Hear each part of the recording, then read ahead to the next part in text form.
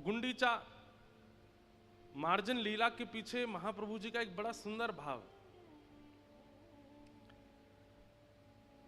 रथ में बैठकर के ठाकुर जी जाते हैं, इसके पीछे का भाव क्या है महाप्रभु जी वर्णन करते हैं। अब भाव तो रखा है कि कल प्यारे गिरधर लाल जी भी रथ में आरूढ़ होंगे और यहां दर्शन देंगे, पंडाल में व्यवस्था बनेगी तो ठाकुर जी भी आएंगे। हमारे प्यारे गिरधर लाल जी का भी नंदी घोष रथ है, बिल्कुल वैसा ही है जैसा जगन्नाथ जी का, बस छोटा सा है, इतना बड़ा है, उसमें लाल जी विराजते हैं। पहले तो हमारे लाल जी जगन्नाथ रूप भी धारण करते थे, पर अब कई आचार्यों ने कहा कि भैया लाला छोटे हों तो कुछ भी बना दो, अब बड़े हो गए, अब ब्याह के लायक हो गए, तो अब थोड़ों ने संभल के रहने दो उनको। तो हमारे ठाकुर जी जगन्नाथ रूप धारण करते थे।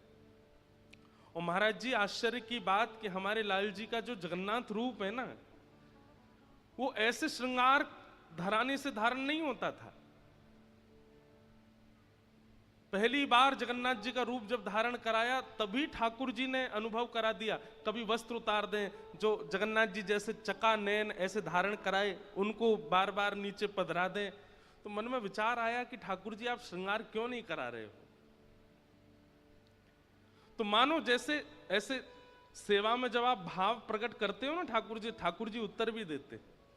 ठाकुर जी ने उत्तर देते हुए क्या कहा कि श्री जगन्नाथ जो हैं वो विरह आतुर ठाकुर जी हैं, विरह के ठाकुर जी।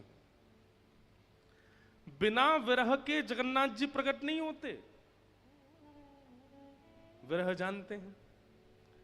जब तक व्याकुलता चित्त में नहीं आएगी, जब तक विरह, और किसका विरह, ब्रजवासियों का विरह, किशोरी जी का विरह जब तक चित्त में नहीं आएगा तब तक महाप्रभु जगन्नाथ का रूप प्रकट नहीं होगा। सब लोग कथा जानते हैं, ये विरह के ठाकुर जी हैं। ब्रजवासियों की याद में ठाकुर जी पिघल गए, मुख पिघल गया, हाथ पिघल गए, चरण पिघल गए, तब ये रूप प्रकट हुआ महाप्रभु जगन्नाथ जी का। तो मानो जैसे हमारे लाल जी कह रहे हैं कि जब तक विरह ना होएगो तब तक जगन्नाथ रूप ना प्रकट होएगो। तो फिर ये वास्तविकता बता रहे हैं, गोद में बैठा के लाला को, और तब एक श्री जी के विरह का पद गाया जो ठाकुर जी गाते हैं। और उस पद को सुनते हुए महाप्रभु जगन्नाथ जी का रूप हमारे गिरधर लाल जी ने धारण किया। जब किशोरी जी का विरह, ब्रजवासियों का विरह,